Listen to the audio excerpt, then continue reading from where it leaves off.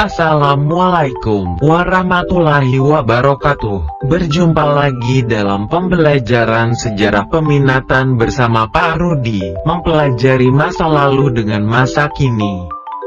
Hari ini kita akan mencari tahu, siapa sih raja-raja terhebat kerajaan maritim Hindu-Buddha Nusantara.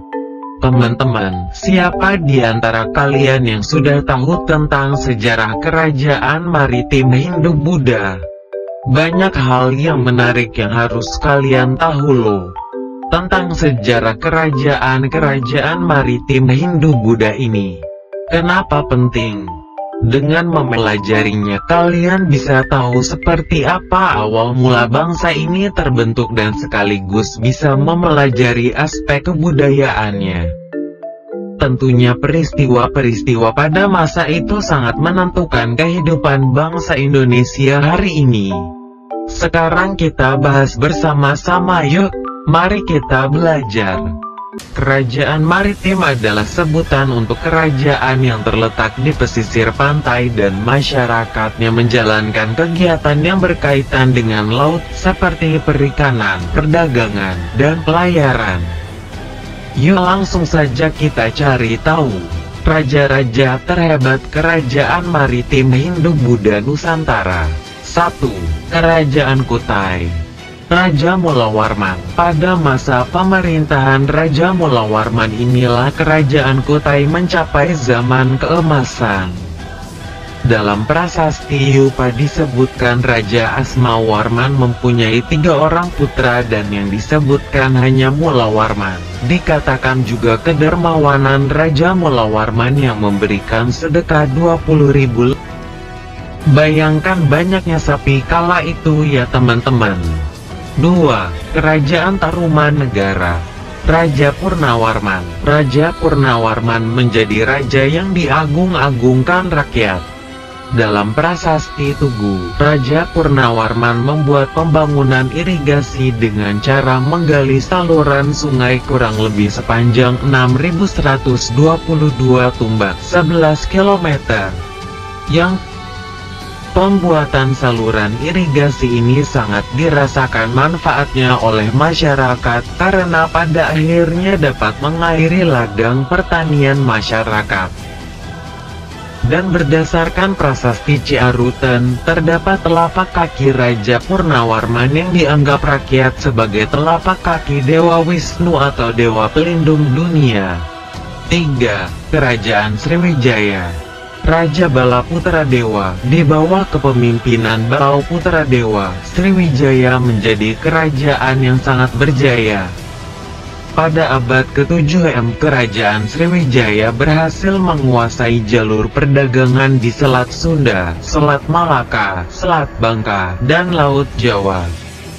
Seperti yang disebutkan dalam prasasti Ligor yang ditemukan di Ligor, pangkalan kerajaan Sriwijaya berfungsi untuk mengawasi perdagangan di Selat Malaka. Hingga abad ke-8 kerajaan Sriwijaya berhasil menguasai jalur perdagangan di Asia Tenggara. Bahkan pada prasasti Nalanda, diceritakan adanya hubungan yang baik dengan kerajaan di India. 4. Kerajaan Singasari. Raja Kertanegara. Kertanegara adalah pemimpin terakhir sekaligus raja yang berhasil membawa kerajaan Singasari mencapai puncak kejayaan.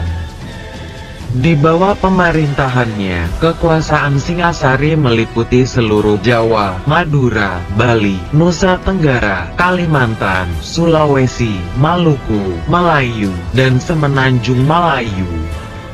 Kertanegara terkenal dengan gagasannya untuk menyatukan kerajaan-kerajaan di Nusantara di bawah payung kekuasaan Singasari, yakni dengan perluasan daerah dan hubungan dengan luar negeri, pengiriman ekspedisi ke Sumatera yang terkenal dengan ekspedisi Pamalayu 1275 m.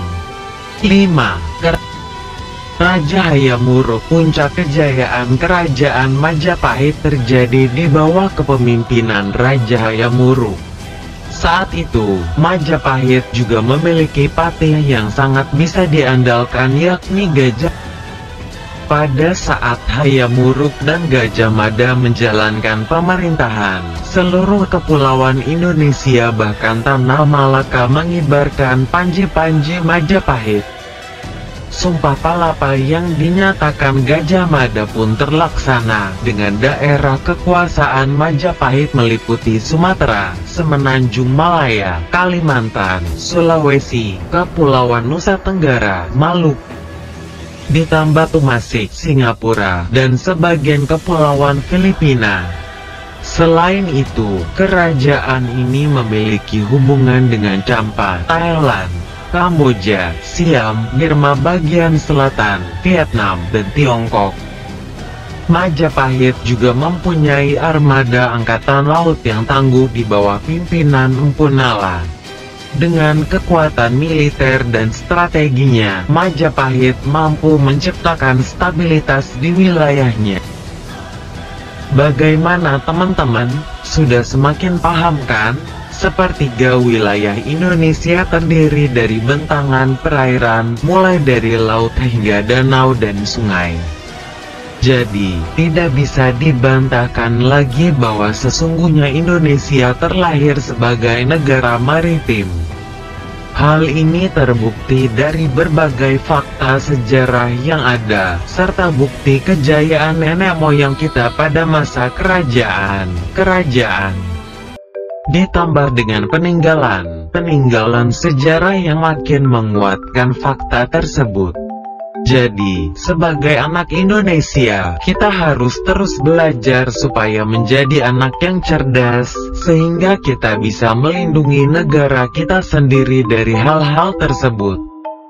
Selalu semangat, dan jaga kesehatan kalian di rumah. Terima kasih. Wassalamualaikum warahmatullahi wabarakatuh.